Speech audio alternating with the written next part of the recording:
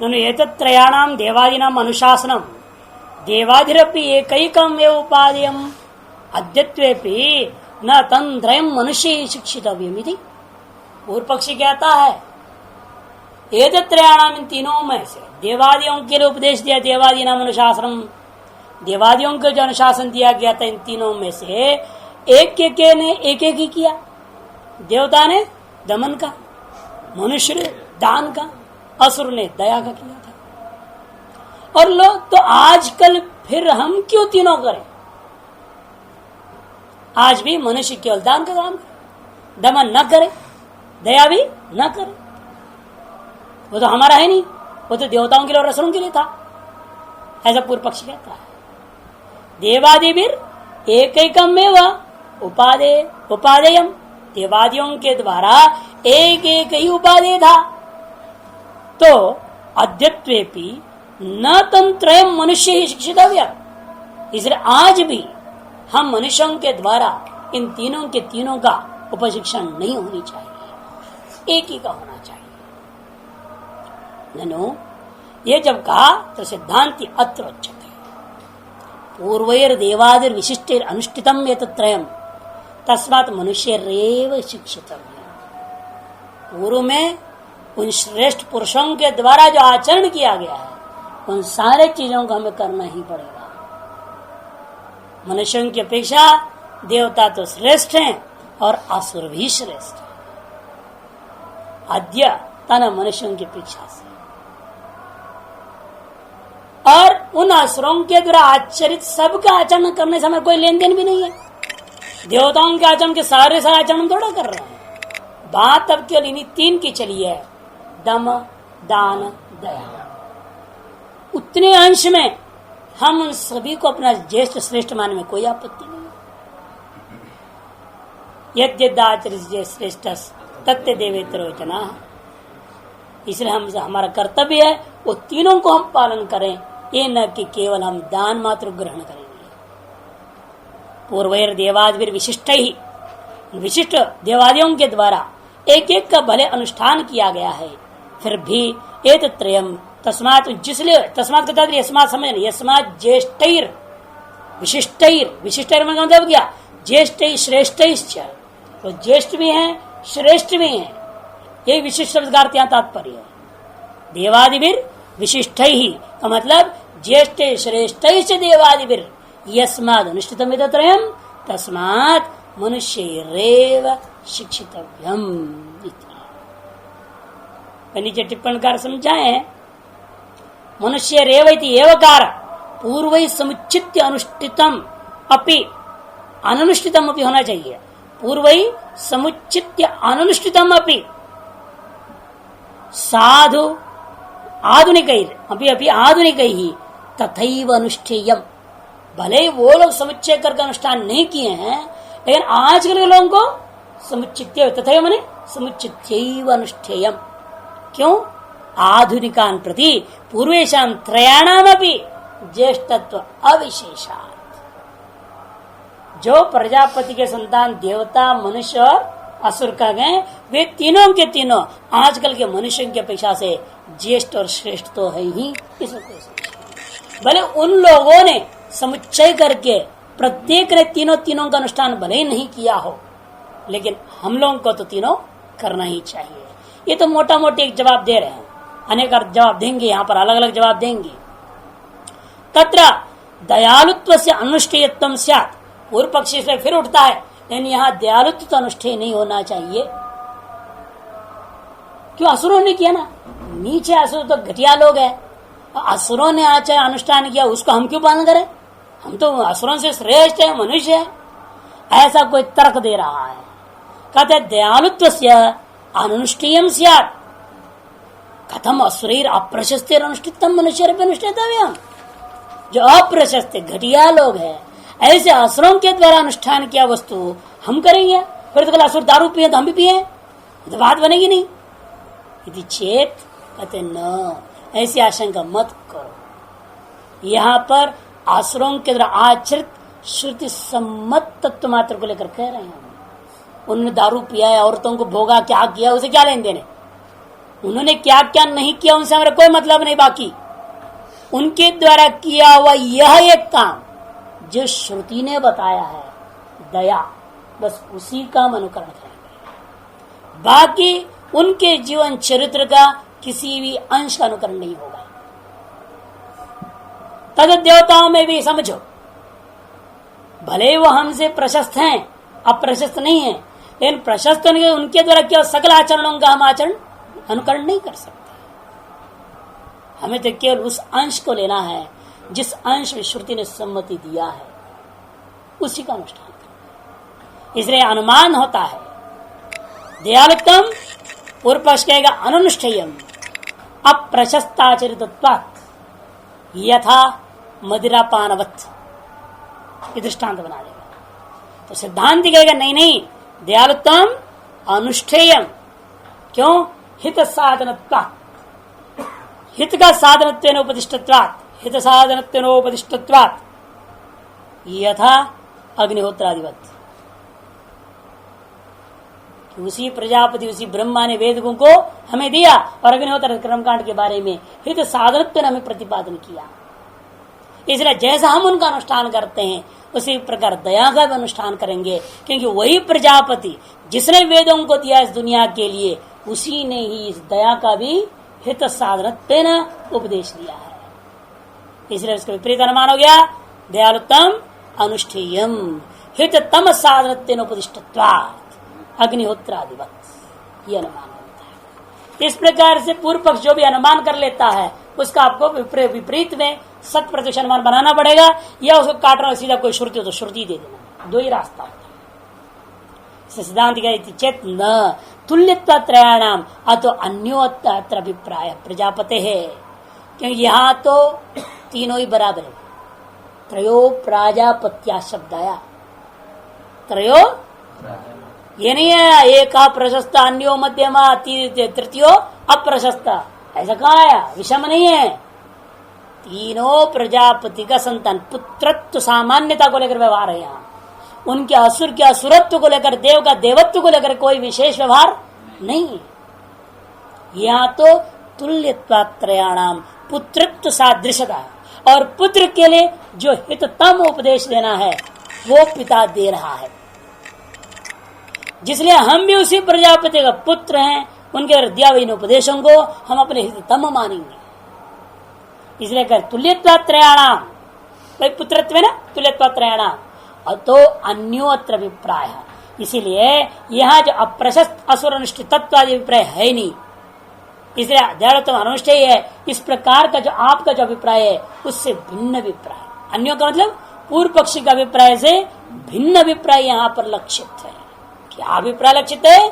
प्रजापते है पुत्राः देवाधित्रय।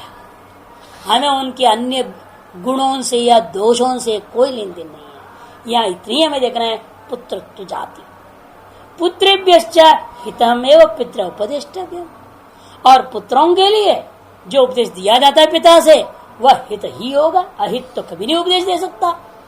और प्रजापति से हितज्ञो नान्यथा उपदिशति, और प्रजापति सभी के हित का ज्ञाता है, वो विपरीत उपदेश दें ये तो हो नहीं सकता। तस्मात् पुत्रानुशासनम प्रजापति परमम एतद हितम। इसीलिए प्रजापति के द्वारा दिया गया ये जो अनुशासन है, पुत्रत्व मानने वाला हर एक के लिए सर्व सामान्य अनुशासन। यदि आप अपने आप को उस प्रजापिता का पुत्र मानते हैं तो फिर आपके लिए भी यह सभी उपदेश सामान्य रूप में ग्रहण होगा। अतो मनुष्यरेव एतत्रयम् शिक्षितव्यम् उपादेयम् इत्यर्थः। इसीलिए मनुष्यों के द्वारा ही इन तीनों का अनुसरण करनी चाहिए। ये तो हो गया आख्यायिका के आधार पर स्थूल शंका का स्थूल जवाब। अब सूक्ष्म जवाब अथवा यही ज्यादा सही भी है, न देवा असुरा व अन्य केचन विद्यन्ते मनुष्येभ्यः। इन मनुष्यों से अलग कोई देवता कोई असुर नाम का कहीं संसार में कुछ नहीं। जो तुम हो सो तुम ही हो, और कुछ है नहीं संसार में, है कहा? आप ही के भ्रांति के आप हैं और आपके लिए सारा जगत है। इसलिए अपनी अपनी ही भ्रांति से अपनी बना रही है। देवता लोग असुर लोग सब व्यवस्था आप अपने आप कर लिए, अपने ही संस्कार वशात सब कुछ है आपके लिए। वासना में जगत दृष्टि सृष्टिवाद आ गया। अभी पहले सृष्टि दृष्टिवाद से जवाब हो गया। सृष्टि में तो प्रजापति ने तीनों प्रकार सृष्टि किया था, सृष्टि सृष्टिवाद से जवाब समझो। और ये जवाब है दृष्टि सृष्टिवाद से। हमारी अज्ञान से मेरी दृष्टि में ये जगत है, और इस जगत में मैं अपनी वासना के कारण से व्यवस्था बना लिया हूं, देवता मनुष्य असुर। नहीं तो वास्तव में क्या है? कहते मनुष्याणाम एव अदांता ये अन्यरुत्तम गुण संपन्ना ते देवा। नहीं तो मनुष्यों में ही देव मनुष्य है, मनुष्य मनुष्य है, असुर मनुष्य है। देव मनुष्य कौन है? उत्तम गुणों से संपन्न लेकिन दमन से रहित। अदांता ये अन्य उत्तम गुण ही संपन्ना, जो दांत नहीं है, ये दांत नहीं लेना है, अर्थात जो दमन नहीं किया हुआ है, इंद्रियों को जिसने दमन नहीं किया है किंतु अन्य समस्त प्रशस्त गुणों से संपन्न है, वह मनुष्यों में देवता। जैसे आजकल के महात्मा कह सकते हैं, क्या दिक्कत है? ना उनका खाने में कोई नियंत्रण, न पीने में नियंत्रण, किसी भी इंद्रिय पर संयम नाम का चीज न के बराबर है। ये सब अदांत पुरुष है, लेकिन बाकी सब अच्छा गुण उनके पास, बढ़िया मीठा बोलते हैं, झूठ भी बोल के ठग लेते हैं बढ़िया से। लेकिन इतना मीठा बोलेंगे अगले को पता ही नहीं चलेगा ये है क्या गड़बड़ घोटाला। तो हर गुण इनके अंदर अच्छी चीज बहुत है, नहीं ऐसी बात नहीं, बड़ी समझदारी है, व्यवहार कुशल हर चीज है, लेकिन दमन का अभाव। ये देव मनुष्य कोटि में आएंगे। और दूसरे लोभ प्रधाना मनुष्य तथा लोभ प्रधान है, अन्य अच्छे अच्छे गुण भी है, लेकिन इतना लोभी है महात्मा के जेब काटने में लगे रहते बनिए ना। मनुष्य लोभी है, वो चक्कर में रहते हैं, जितना ठग सके जितना लूट सके लूटने में लगे रहते हैं। 10 रुपए की चीज सीधे बोल देंगे भाई 100 रुपया, आप घटाओगे तो कितना घटाओगे? 10-20 रुपया, 70-80 बोलोगे। अभी कुछ दिन पहले पता चला 4 रुपए मीटर का चीज एकदम बोल दे 15 रुपया। अब ये कितना भी झगबाजी करते तो कितना करते हैं, चलो भाई 12 रुपया को बोलते हैं, आप इतना तो घटाओगे, तब भी 8 रुपया मार लिया उसने, 200%।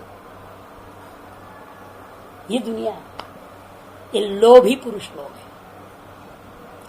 और उनको सुख तो मिलता नहीं है, तो उसी से जाल फंसते हैं। जैसे फंसा रखा ना एक डॉक्टर आर के गुप्ता, फंस गया बुरी तरह से, अरबों के चक्कर में जाता रहा जाल में, और ऐसे पहुंच गया सीधा अंदर अब सड़ रहा है। तो यही होता है, बड़े बड़े लोगों के साथ हुआ, अरबों का खेल खेलते रहे और एकदम जेल में सड़ सड़ के मर गए।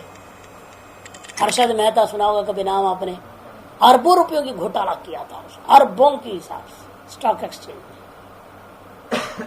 और जेल में मर गया, खत्म। किस बात का पैसा, क्या पैसा करेगा आप उसका?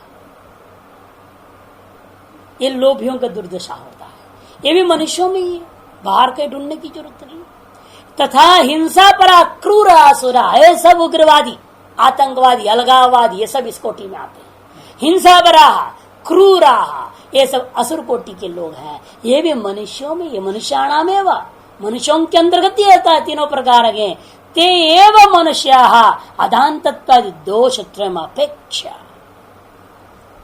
और हम तो हर एक आदमी में तीनों काल भेद से घटा लेंगे। जब भजन कर रहे हैं आप ही देव मनुष्य हैं, जब धंधाबाजी में लग गए बाहर भगत जगत को फंसाने में, तो समझिए कि आप जो है मनुष्य हो गए। और जब दूसरा को देखा कि महात्मा आगे बढ़ रहा है, ये हमारे भगत को पटा लिया, अब आपके अंदर असुरत्व आ जाता है, भाई इसके महात्मा को कैसे मरवाया जाए। ये जो है हमारे भक्तों को पटा के ले गया, तोड़ फोड़ कर दिया, इसको दमन करो, इसको पीटो, हिंसा में उतर आते हैं। एक ही में काल में से तीनों हो जाता है। सवेरे से रात तक आप लिस्ट बना के लिख के भेजिए, कितना बजे क्या हुआ, अपने वृत्तियों का पता लग जाएगा, आप कितने राजसी हैं, कितने तामसी, कितने सात्विक। स्वयं देख सकते हैं, अपना ही जो है चित्र आप देख सकते हैं, आप हैं क्या भीतर में और बाहर में बने क्या हो। बस एक डायरी मेंटेन भी से कोई मेंटेन नहीं करता, डरता है सभी। कहीं देख लगा कोई तो इस सच्चाई लिखेंगे नहीं, उसे झूठ लिख देंगे। हम 3 बजे उठी लिख देंगे, उठाए 6 बजे कि कल चेले लोग पढ़ेंगे तो क्या होगा। वो डर है अंदर में, उसमें भी छल कपट कर देता है, तो क्या वो जिंदगी में सुधरेगा।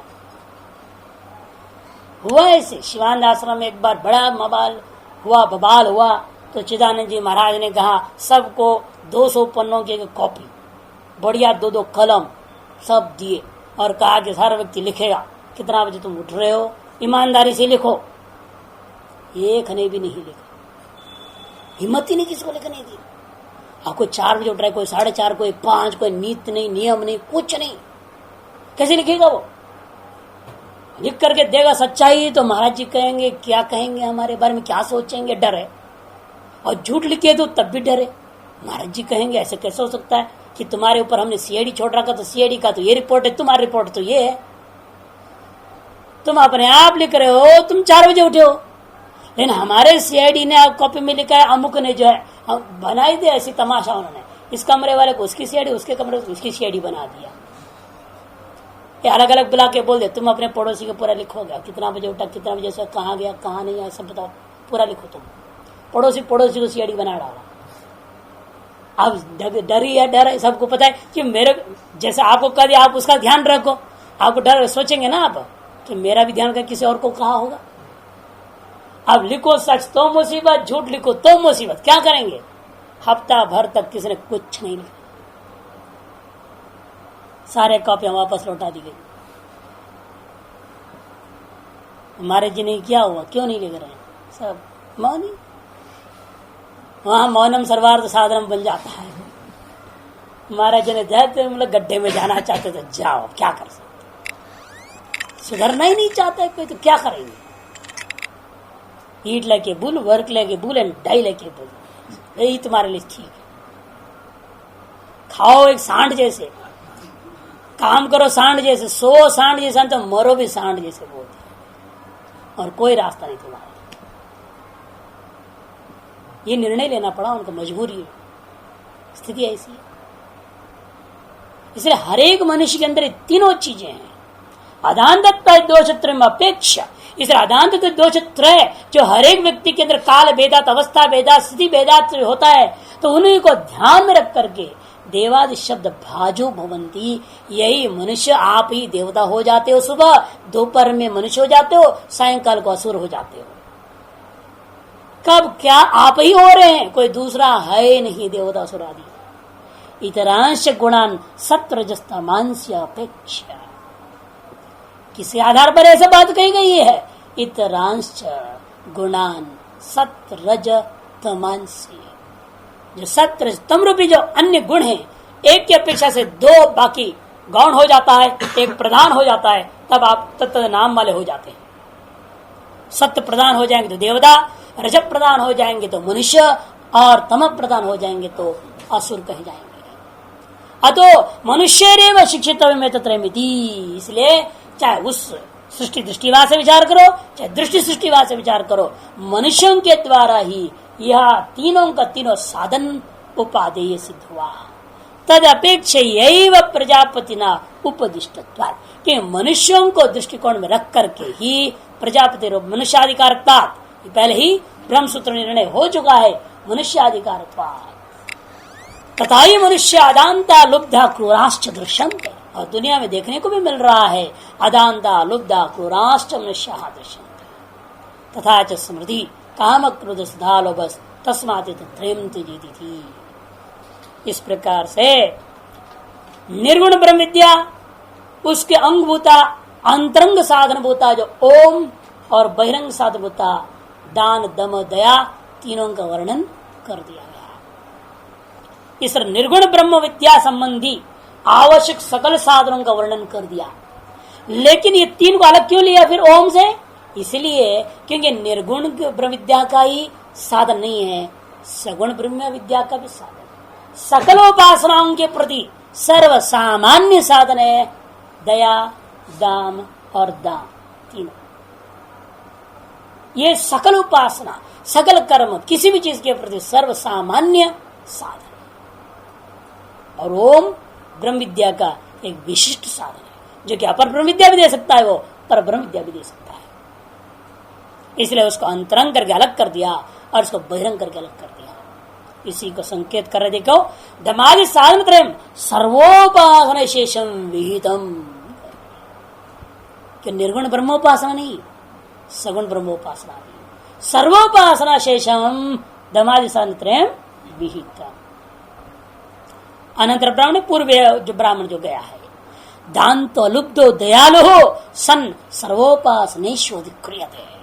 क्योंकि वह जो दमन किया हुआ है सकल इंद्रियों को, लोभ रहित है और दयालु है, वही सकल उपासनाओं का अधिकारी है, चाहे वो सगुण हो चाहे निर्गुण। इस विषय में जो निर्गुण के संबंधी बातें थी वो तो पहले के अध्यायों में समाप्त हो चुका है। तद निरुपाधिक ब्रह्मणो दर्शनम अतिक्रांतम। देखो दर्शन अलग छाप दिया, मतिक्रांत कर दिया, गड़बड़ छाप दिया। दर्शनम अतिक्रांतम, मकार पूर्वान्वित है, नहीं तो मति निकालोगे, मति मति मन बुद्धि हो जाएगा, मतिक्रांतम अर्थ गलत हो जाएगा। निरुपाधिक ब्रह्मणो दर्शनम अतिक्रांतम, वो टिप्पण का नंबर डालने के चक्कर में लगता है मेरे को इधर उधर हो गया, लंबा दूरी हो गया, वो नंबर के चक्कर में ना वो दूरी बढ़ा दी हुई है। होना चाहिए दर्शनम अतिक्रांत, ऐसा कर।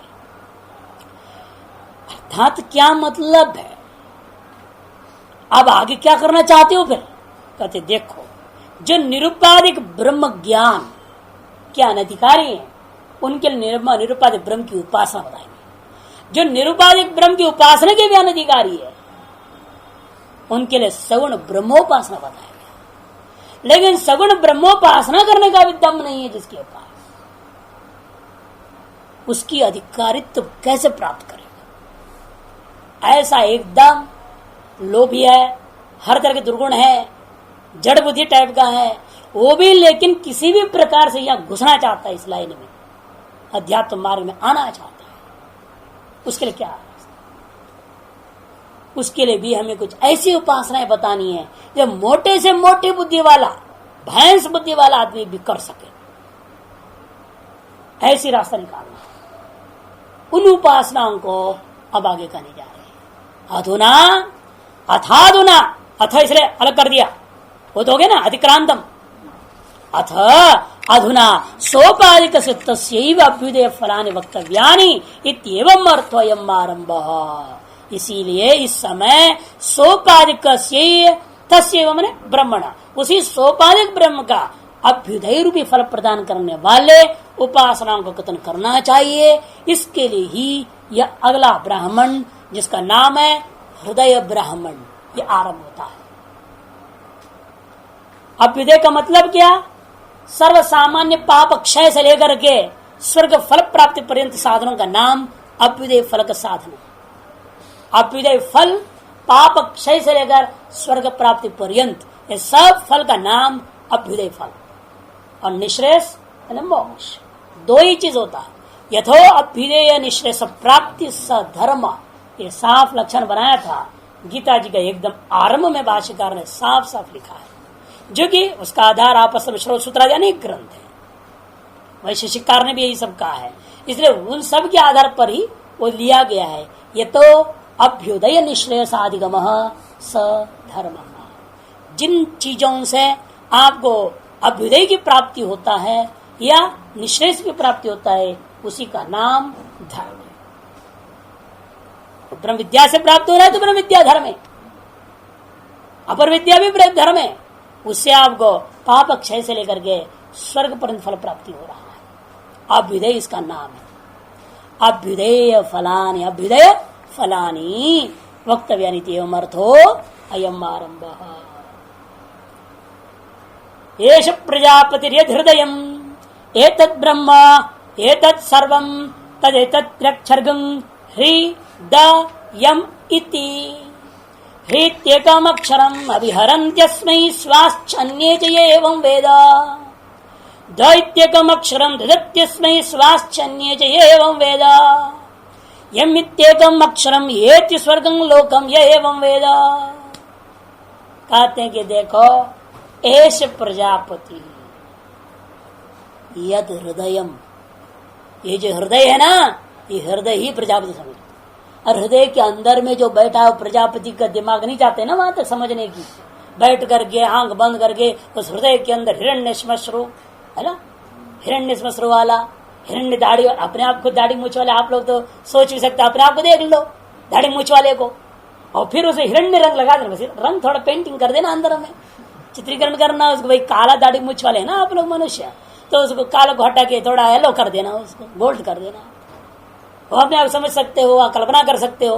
लेकिन जो व्यक्ति अपने हृदय में उस प्रजापति की कल्पना भी नहीं कर पाता है, हृदय नहीं समझ पाता कहाँ है, डॉक्टर कहते यहाँ है, लेकिन अंदर देखता कुछ नहीं दिखता, ऐसे भैंस बुद्धि वाला आदमी के लिए कहते उसका नाम तो समझ रहे हृदय, ये अक्षर तो तुम्हारे कान में जा रहा है, ये तो सुनना है, सुनाई दे रहा है महाराज, आप बोल रहे हो हृदय हृदय, सुन लिया। हाँ बस नाम से उस नामी को पकड़ाना है। नाम ही पकड़ में नहीं आ रहा कोई बात नहीं, तो नाम को पकड़ो। हृदय, हृ क्यों, वो जो ब्रह्म सगुण ब्रह्म रहने का स्थान का नाम हृदय क्यों पड़ा, इसको समझो तो उसे गुण पकड़ में आएंगे। जब गुण पकड़ में आएंगे तो गुण भी पकड़ में आ जाएगा।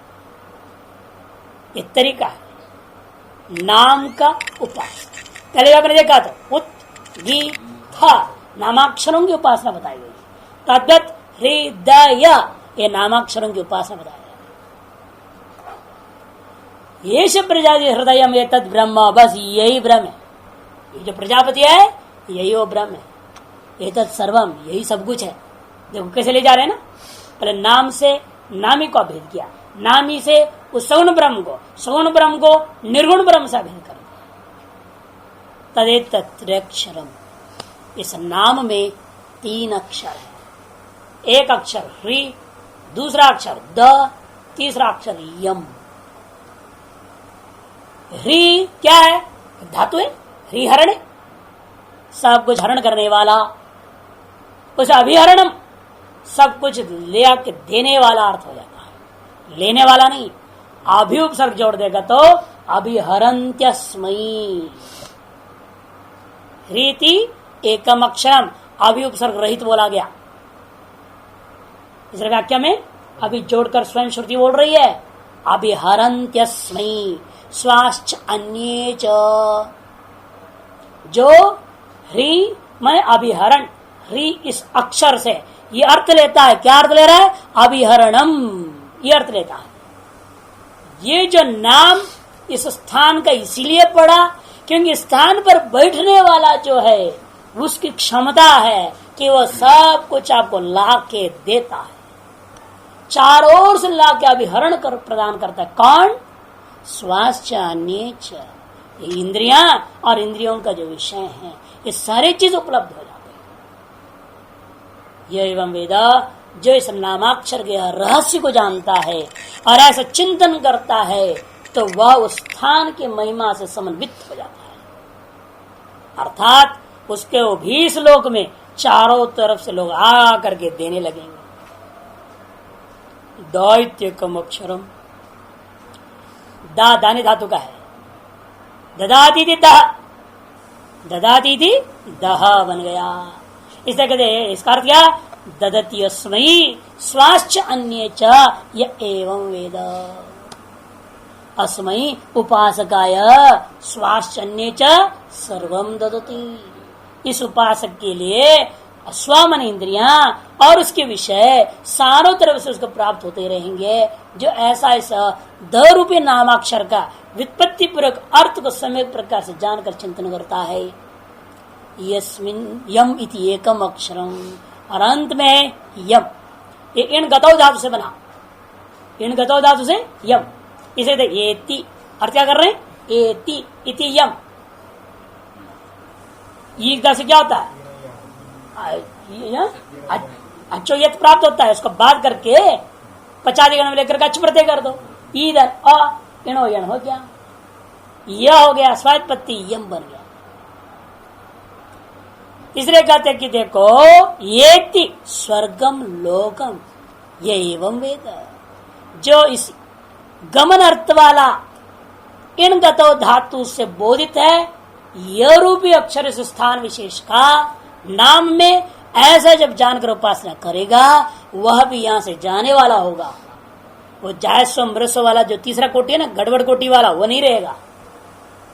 इन्हीं प्रकार के हैं, एक तो जाते हैं लौटते नहीं, एक तो जाते हैं और लौटते हैं, तीसरा वो है जाते ही नहीं, वो यहीं पर खटरपट करते रहते हैं। कोई मनुष्य से फिर कुछ बनेंगे, यहीं पर जन्म लेते रहते, जायस्व मृस्व। ये आया ना पहले बृहदारण्यक में विचार हो चुका है। 3 ही मार्ग है, उत्तरायण, दक्षिणायन और जायस्व मृस्व तीसरा। ये है कि तीसरे कोटि से बचेगा और दूसरे कोटि में आ जाएगा। कौन सा? वो दक्षिणायन मार्ग वाला हो जाएगा, स्वर्गलोक प्राप्त करेगा, फिर वहां से लौटेगा। और नाम की महिमा से यदि नामी तक पहुंची गया तो उत्तरायण मार्ग में चला जाएगा वो, और बच गया वो। इस तरह से उत्तरोत्तर उपासना का फल क्या है? जितनी तीव्रता पूर्वक करेगा, नामाक्षरों की उपासना से नामोपासना हो जाता है, अतएव नामी ग्रहण होगा।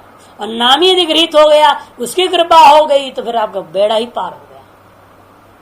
इसलिए कहते हैं यह भी उपासना उन मंद मध्यमाधिकारियों के अत्यंत आवश्यक है, नामाक्षरोपासना। भाष्यकार एष प्रजापति यद हृदय प्रजापति अनुशास्ति थी अनंतरमेव अभिहिता। एष प्रजापति, यह प्रजापति है। कौन? जो यह तुम्हारा हृदय है। कहते प्रजापति से क्या, किसको लेना है? कहते उसी को लो। अभी पूर्व ब्राह्मण ने जो बताया गया, प्रजापति ने अपने पुत्रों को अनुशासन दिया, उसी प्रजापति की बात कही जा रही है। जो व्यक्ति उस प्रजापति को सीधा पकड़ नहीं पाता है, उस प्रजापति के स्थान का नाम को द्वारा पकड़ा जाए। प्रजापति अनुशास्ति इति अनंतरमेव अभिहितम्। अभी भी पूर्व ब्राह्मण में जिसके बारे में कहा गया था, उसी प्रजापति की यहाँ पर कथन किया जा रहा है। वो कौन है? वो ये हृदय है, कह दिया। कहा पुनरुत्सव अनुशास्त्र प्रजापति रीति। अरे अनुशास्त्र प्रजापति कौन है ये? चेद उच्चते येष प्रजापति रीति। उसके जवाब में कह दिया यही है वो प्रजापति जो ये हृदय है। कोसो, यही बोल के तुम अंगुली से बता रहे हो। येष लगता है बिल्कुल सामने में हो, नजदीक में होगा, ऐसी तत्व, इसलिए ऐसा प्रयोग हो रहा है ना। येष तो ये तत्व समीपतरवर्तिनी, समीपतरवर्ती के लिए शब्द का प्रयोग होता है। अत्यंत निकट होगा, बिल्कुल सन्निधि में होगा। तो ऐसा कौन है वो? कोसौ कथयत हृदय, तब अन्वय कर दिया। हृदयमिति हृदयस्था बुद्धि रुच्यते। ये हृदय शब्द से भी क्या लेना? केवल मांस पिंड को नहीं लेना। मांस पिंड से क्या होने वाला है? तुम्हारे कहीं जल के राख हो जाएगा। इसकी उपासना क्यों करना? इस भौतिक मांस पिंड का तात्पर्य नहीं है यहाँ पर। इसलिए कहते हैं हृदयस्था बुद्धि, जो उपाधि है उसको कहना है, लक्षण से ले जाना। यस्मिन् शाकल्य ब्राह्मणान्ते नाम रूप कर्मणाम उपसंहार उक्ता। उस बुद्धि को लेना जिसमें, जिसके बारे में शाकल्य ब्राह्मण के अंत में निर्णय देते वक्त 3:9-20 में, तीसरे अध्याय उपनिषद क्रम 9वां जो ब्राह्मण के 20वीं कंडिका में निर्णय दिया गया था, जिसमें नाम रूप कर्म तीनों को उपसंहार होता है। वही बुद्धि को लेना। विदिक विभाग द्वारेण, हाँ कैसे कहा गया? तो भी पहले दिक विषय, इस दिशा में तुम कौन हो, उस दिशा में तुम कौन हो, ऐसे पूछा उसने। एक एक दिशा का 8 दिशाओं का वर्णन करते हुए, ग्रहातिक्रम का वर्णन करता हुआ अंत में बताया नाम रूप कर्मात्मा की सारा जगत। और कहाँ है? आपके हृदय में, अर्थात बुद्धि में ही है। ये जो वहां निर्णय दिया गया था, उसी को यह हृदय शब्द से लेना।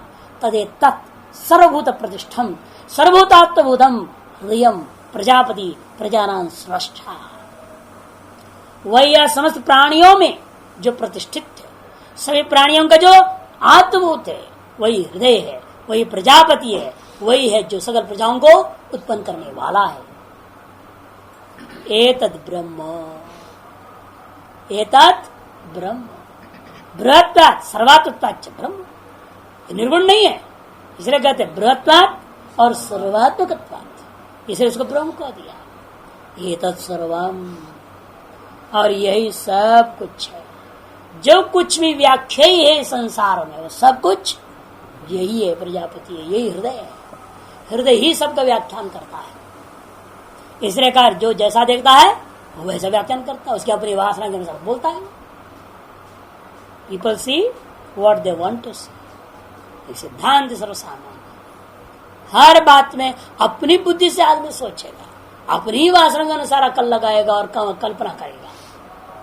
एक ही बात है, सबका अपना अलग अलग जवाब हो जाता है। परीक्षाएं ली जाती है इस विषय में, एक चित्र दिखा देते हैं, सीनरी लगातार चल रहा है टीवी में, आधे में बंद कर देते हैं। ऐसे पॉइंट पर बंद कर देंगे, फिर कहेंगे अब तक जो आपने देखा उस पर, उसके आधार पर आप अपना वर्णन कीजिए, आपने क्या देखा, क्या था ये मामला। अधूरा दिखा दिए, अब पूरा दिखा देंगे तो रस तो भूल ही जाएगी, इसलिए अधूरा दिखाकर छोड़ देता है। आपके मन को देखो कहां तक आपका मन उन दिखाए हुए घटनाओं के आधार पर सत्य तक पहुंच पाएगा, कितने दूर तक आप पहुंच पाते हैं। और 99% लोग असत्य में ही टिक जाते हैं, सत्य तक पहुंच ही नहीं पाते। MBA होता है, MBA परीक्षा होती है, उसमें सब होता है people see what they want to see, theory है। पर्ट CPM बोलते हैं, PERT, और CPM वो CPM पार्टी नहीं लेना, क्रिटिकल पाथ मेथड CPM, ये सब थियरी है मैनेजमेंट के, वहां सब परीक्षाएं होती है। आजकल के अंग्रेज लोग शास्त्र में कहो बहुत पहली बातों को स्वीकार कर रहे हैं। सिद्धांत ये सब चीजें आपके अपने हृदय में विद्यमान नाम रूप कर्मात्मक वासनाओं के अधीन होकर के सारे चीज को ग्रहण करते हैं। उक्तंच पंचमाध्याय हृदय से सर्वोत्तम, इसलिए पंचमाध्याय में यह बात पूर्व में कथन कर दिया गया है। हृदय ही तृतीय, जो उसी शाकल ब्राह्मण में पंचमाध्याय में तृतीय अध्याय उपनिषद अनुसार, आरण्य का अनुसार पंचमाध्याय में हृदय ही का ही सर्वत्व सम्यक प्रकार से कथन कर दिया गया। तत्सर्वम यस्मात् तस्माद् उपास्यम हृदय ब्रह्म, जिसलिए यही सब कुछ है, इसलिए हृदय रूपी ब्रह्म की उपासना करनी चाहिए। तत्र हृदय नामाक्षर विषयमेव तद उपासना उच्यते। इन हृदय रूपी ब्रह्म के साक्षात उपासना करने की क्षमता सभी के पास नहीं, क्योंकि हार्द ब्रह्म की उपासना तो पहले विचार हो चुका है।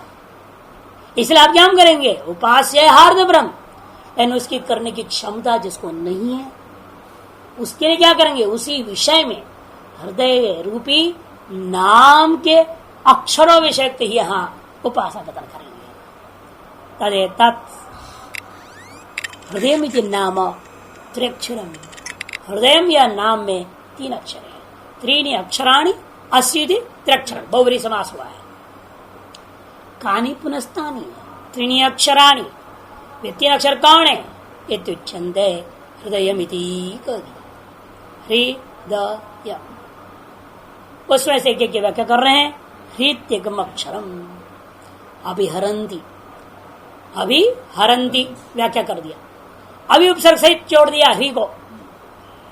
वास्तव में है क्या, हरते आहृति कर्मण ह्री इत्येतत् रूपम, ह्री हरणे धातु का, लेकिन आहरण रूपी कर्म वाला, क्योंकि ह्री धातु का जो है अनेक अर्थ हो सकते हैं, उपसर्ग महिमा अलग अलग हो जाता है ना, इसलिए व्याख्या कर दिया आहरण रूपी कर्म लेना, माल बटोरना रूपी कर्म, बटोरो, लाओ लाओ लाओ, आहरण इकट्ठा करना, एतादृश कर्म फल है जिसका, ऐसी क्रियावाचक शब्द यहाँ ह्री है। इत्यर्पमिति यो वेद, ऐसा जो जानेगा इस ह्री के बारे में, यस्मात् हृदयाय ब्रह्मणे स्वाश्च इंद्रियाणि अन्ये च विषया शब्दादय, जिसलिए इस हृदयाय ब्रह्मण, अस्मय मने उस अस्मय से कौन, ये जो उपासक हृदय रूपी ब्रह्म स्वयं है वो, इसलिए कहते हृदयाय मने ब्रह्मणे, हृदय रूपी ब्रह्म के लिए हृदय प्रतीकाय हृदयोपास्याय ब्रह्मणे इत्यर्थ है। हृदय रूपी प्रतीक में विद्यमान जो हृदय रूपी उपास्य ब्रह्म के लिए स्वाहा, स्वाहा माने इंद्रियाणि, स्वास्थ्य की व्याख्या कर दिया इंद्रियाणि, अन्य की व्याख्या कर रहे हैं विषया शब्दादि, स्वम स्वम कार्यम अभिहरन, अपना अपना कार्य को ला ला कर प्रदान करते हैं। हृदयंच भोक्तर्थम अभिहरते, हृदय कौन है? भोक्ता है, उस भोक्ता के लिए ही सब अभिहरण हो रहा है। हृदयंच ब्रह्म दृष्टि प्रतीक को बुद्धि मात्र मित्यर्थ, ब्रह्म दृष्टि का प्रतीक होता जो बुद्धि है, उस बुद्धि ही भोक्ता है, उस भोक्ता के लिए सारी इंद्रियां स्व स्व विषयों के सहित आकर के अर्पण करते हैं। तो हृदय नामनो ह्रीत अक्षर मिति, इसलिए हृदय नाम में ये ही रूपी अक्षर रखा गया। प्रत्येक अक्षर की महिमा है हर नाम में। यही श्रौत सिद्धांत में आप देखेंगे हर एक नाम का प्रत्येक अक्षर का महिमा का वर्णन होता है। माँ या, उसके बाद माँ क्या या क्या वर्णन किया, अलग अलग जगह मिले, एक ही जगह सारी बातें नहीं मिलती है। ये तो है नहीं कि क्या शब्द व्युत्पत्ति बताने के लिए सब है, शब्दाक्षरों के लिए सब उपनिषद नहीं आ रहे, अलग अलग जगह मिलेगा। ऐसे अस्मै विदुषो, ऐसा जो जानेगा, अस्मै विदुषो अभिहरंती स्वास्थ्य ज्ञातयो अन्य असंबद्ध। अब जब फला में दृष्टांत घटाओगे तो अलग अर्थ लेंगे, वहां उपास्य में घटाओगे इंद्रियां और विषय, और जब उपासक को फल मिलने की बात आएगी तो अपने बंधु बांधव और अपरिचित लोग भी सब के सब उसको बलि भेंट पूजा प्रदान करेंगे, सारी दुनिया आके उसको देगी, ये इसका अर्थ होगा। यो वेद इति यो वेद अस्मै विदुषो अभिहरन्ति, स्वास्थ्य का व्याख्या कर दिया ज्ञादयो, अन्य का व्याख्या कर दिया असंबद्धाश्च। किम अभिहरन्ति? बलिमिति वाक्य शेष, खूब भेंट पूजा माल पानी लाला करके देंगे, क्या करेंगे? विज्ञानानुरूपी रूपी विज्ञानानुरूप्येण एतत् फलम, अनुरूप्येण अपने जैसी उपासना, उपासना के अनुरूप ही उसको फल भी मिलेगा। भूतों की उपासना करेगा वो भूत ही बन जाएगा, इन्हीं के आधार पर बोला जाता है ना, जैसी उपासना करोगे वैसा फल मिलेगा, है कि नहीं? जैसा देवता वैसा पूजा, और जैसी पूजा वैसा फल। अलग अलग देवता हैं, हर देवता का अपना अलग अलग हिसाब किताब है पूजा का। किसी को कहता है हमको जो है घास दो, तो घास से पूजा करो, तो हमारे लिए गणेश जी भगवान, उनको जो है ना वो ही चाहिए यार, नहीं? दुर्वा घास प्रिय उनके लिए, लड्डू प्रिय उनके लिए। और दूसरा जो नहीं हमको घास देगा, हम घोड़ा है क्या बोलेगा? वो कहते हैं हमको कमल का फूल प्रिय, कमल का फूल प्रिय हो गया। और किसी के लोग वो दूसरा फूल, किसी के लोग दूसरा फूल, किसी को धतूरा। अरे जैसा देवता ऐसा सामग्री, ऐसा उनके लिए प्रिय अलग अलग है, और जैसी देवता वैसे पूजा करोगे, और जैसी पूजा करोगे वैसा फल भी पाओगे। उपासना के अनुरूप ही फल प्राप्त होगा।